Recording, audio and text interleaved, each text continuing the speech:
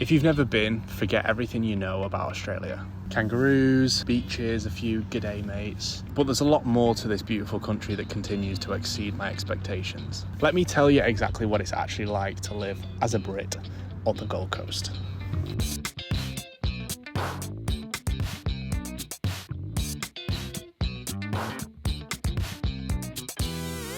Alright, I'm currently working.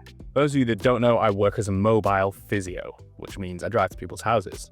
And one of the most common things probably that I hear from British people that want to move to the Gold Coast, or at least to Australia, is a lot to do with the weather. But it's not just about the weather. Yes, it's a lot warmer here. Yes, it's a lot sunnier here. It does still rain and it does still get a bit chilly in winter, especially at night. However, the reason us Brits, and if you're an Aussie watching this will hopefully help put it into perspective for you why, as a British person, we like good weather. It's the opportunity to live a life and do things with your time, especially with your spare time, that you just don't get the opportunity to do in the UK. The good weather's great. It puts you in a good mood. Relentless rain, which I do imagine parts of Australia do get, especially like Tasmania from what I've heard. Relentless rain really gets to you eventually. But the reason I love living on the Gold Coast and living in a place where the weather is generally pretty good is the opportunity that it gives me to go surfing, go walking, get to the beach, be outside, be at one with nature without being absolutely soaking wet and freezing cold. And then there's the mood. You wake up in the morning, look outside, the sun's rising, it's all orange and yellow, it looks beautiful, like it was this morning when we got up for the gym. It gives you motivation, it gives you optimism, but most importantly, it allows you to do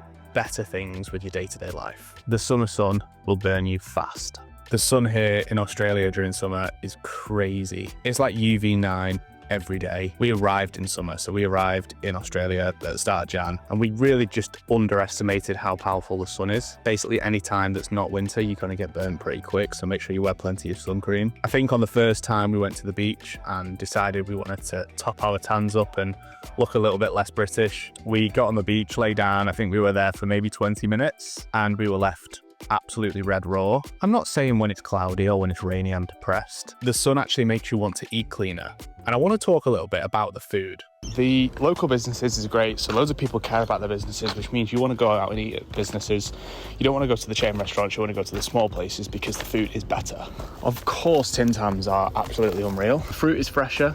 The meat is a lot nicer. Because Australia is such a big country, I imagine it's all locally sourced for that reason. I've not tried Vegemite yet. A food shop over here is maybe a little bit cheaper, so we, for two of us, spend around $200 a week on food. That's about £100 a week. And then finally, the best part about eating in Australia and the food in Australia is the atmosphere when you go out to eat. The atmosphere in the cafes and the bars on the front by the beach, especially on the Gold Coast, it's just absolutely amazing. We really like to go to the pavilions, and something you'll notice if you ever move here or if you already live here, especially on the Gold Coast, is each suburb along the beach has its own pavilion, or most of them do. So you've got like Burleigh Pavilion, Main Beach Pavilion, and all of the others. They're usually located right on the front so that you've got a sea view. You can have a drink if you want to. They've normally got a bar, but also do really good breakfasts. If you are on the Gold Coast or if you live on the Gold Coast, I can definitely recommend the breakfast burgers at Main Beach Pavilion. That's probably our favourite breakfast spot so far. If you compare that to back home in the UK, again, pretty good options. I think eating out is a lot more expensive and the variety of eating out isn't that good. I've got to go and work and see a couple of patients now, so I'll check back in with you soon with the next thing that I didn't expect when I moved to Australia. Editing Dan here, and I completely missed out a whole section of this video. You have to bear in mind that I've only been here for 7 months, so there's probably a big portion of the culture that I've not got to grips with yet, but from my understanding so far, this is what it's like. If there's any part of the culture in Australia that you particularly like, then please pop it down below. The surf culture, absolutely amazing.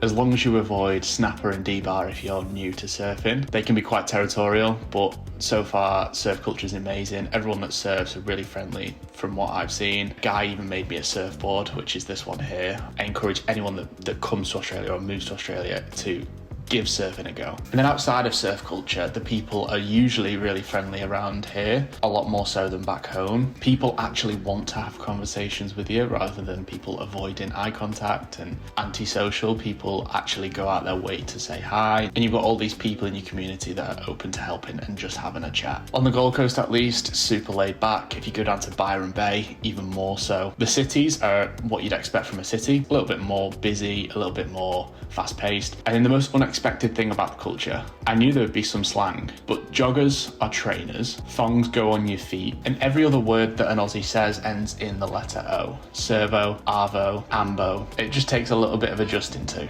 But you know what I really wasn't prepared for? Bin chickens. As you can probably hear, there's some unusual bird sounds.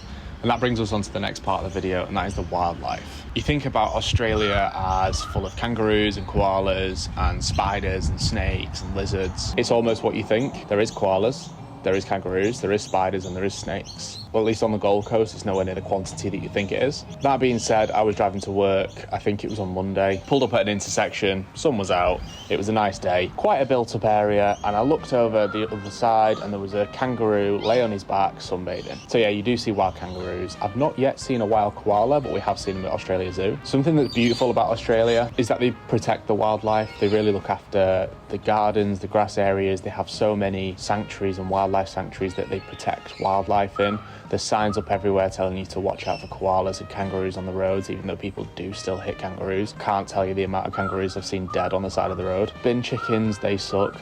They just get in the way, they try and eat food, and they're a pretty ugly bird. Another great thing that I love about living here specifically is you can fish anywhere. Any open water, there's open water right next to me. You can cast a line and fish, you don't need a license. There are rules and regulations on what you can keep and what you can cook. And that brings us on to the ocean. If you're a Brit, you'll probably think this as well, is that Australia is full of sharks. And yeah, there are really sharky areas of Australia. I think northern New South Wales gets a lot more sharks than we do in Queensland, at least southeast Queensland. So I'm on the Gold Coast, and since I've been here, I don't think there's been a single shark attack on the Gold Coast. There has been quite a few just over the border in northern New South Wales. So not as many sharks as you think. Recently, it was whale migration season. I think we're sort of coming towards the end of it now. But the amount of whales that I saw whilst I was out surfing was incredible. And then another thing that you'll be able to relate to, probably if you're a Brit or if you're from somewhere else in Australia, is the sound of crickets. This came to mind the other night. We were walking back to the apartment and it started warming up again now, so the crickets have started coming out at night and you can hear that hum of the crickets, and it really makes you feel like you're on holiday. So even though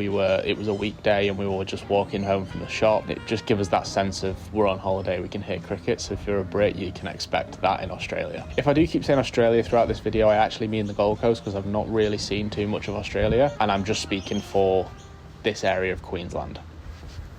So why do I love it so much? Well, I can live a life that's meaningful to me.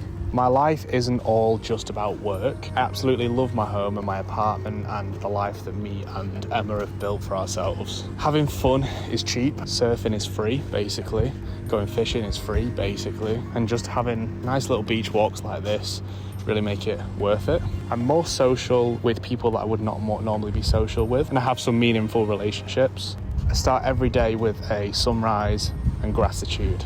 My salary is higher and it reflects the experience and the study that I've done. And finally, it's caused me to take a step back and realise that I actually have it all. Everything I could ever need. If you like this video or you found it useful, then please consider subscribing. And if you enjoyed this one, then you'll probably also enjoy this one. But for now, my name's Dan, I'm a creator, and I'll see you in the next video.